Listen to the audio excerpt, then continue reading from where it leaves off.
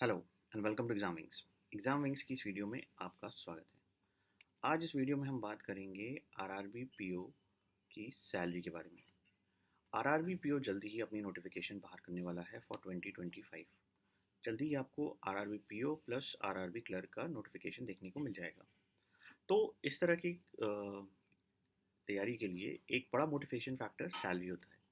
तो आज हम बात करेंगे लेटेस्ट सैलरी स्लिप की फॉर आरआरबी पीओ और डिस्कस करेंगे उसके और भी डिटेल्स के बारे में। जैसा कि आप लोग जानते हैं कि एक आरआरबी पीओ की जो बेसिक पे है वो आफ्टर द करंट सेटलमेंट 2024 के बाद से 48,480 हो गई है। मतलब 48,000 रुपीज़ के आसपास उनकी करंट बेसिक पे हो गई है, जो कि बहुत लोगों की तो सैलरी भी नहीं हो पाती। तो बेसिक पे के बाद आपको अदर फैक्टर्स भी देखने को मिलते हैं, जैसे कि डीए होता है, एचआरए होता है और अदर अलाउंस होते हैं। ठीक है। और ये सारे बेनिफिट्स के साथ साथ there are certain other benefits जो बैंक टू बैंक डिपेंड करते हैं। जैसे कुछ बैंक्स आपको क्वार्टर्स की फैसिलिटी देते हैं, कुछ बैंक्स में आपको शॉर्ट लोन के लिए फैसिलिटी मिलती है। जैसे कि अगर आपको फ़ोन लेना है तो आपको ज़ीरो ईएमआई पे 50,000 का फ़ोन का पैसा मिल जाएगा। तो इस तरह की कई अदर फैसिलिटीज़ आपको मिलती है इंटरनली। तो साथ ही यहाँ आप देखोगे तो डीए का जो कंपोनेंट है वो है इस समय 10,458 रुपये, 10,458 रुपीज़। HRA was 3,700 878। ठीक है। लोकेशन ये ग्रामीण लोकेशन थी, इसलिए HRA यहाँ पे काफ़ी कम था। Special allowance was 15,571। देखो ये एक पर्टिकुलर फैक्टर है जो बैंक टू बैंक थोड़ा सा चेंज हो सकता है। ठीक है। तो इस केस में जो स्पेशल अलाउंस दिख रहा है वो 15,000 का था। एजुकेशन अलाउंस आपको मिला है 1,200 रुपये का एंड लर्निंग अलाउंस मिला था 850 रुपये का। टोटल आपकी जो इस केस में बनी वो बनती है 8,437 रुपये, अरे सॉरी 80,437 रुपये, 80,437 रुपीज़। आपके कुछ डिडक्शंस भी होते हैं। डिडक्शन किस बेसिस पे होते हैं ये आप भी जानते हो कि आपका पीएफ कटता है। जैसे कि ये है पेंशन स्कीम्स के हिसाब से आपका यहाँ पे कट रहा है 5,894 रुपीज़।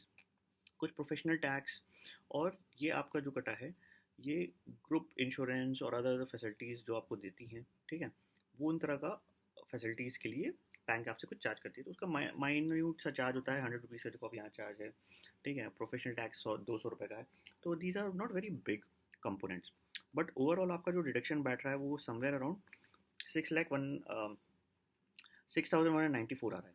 अब क्या है ये देखो पुराना है थोड़ा सा, ये फरवरी 2025 का हमारे पास स्लैब है। लेकिन अगर हम बात करें कि अभी जो है एक नया स्लैब आया है जिसमें 12 लाख तक कोई सैलरी पे टैक्स नहीं लगेगा। ठीक है।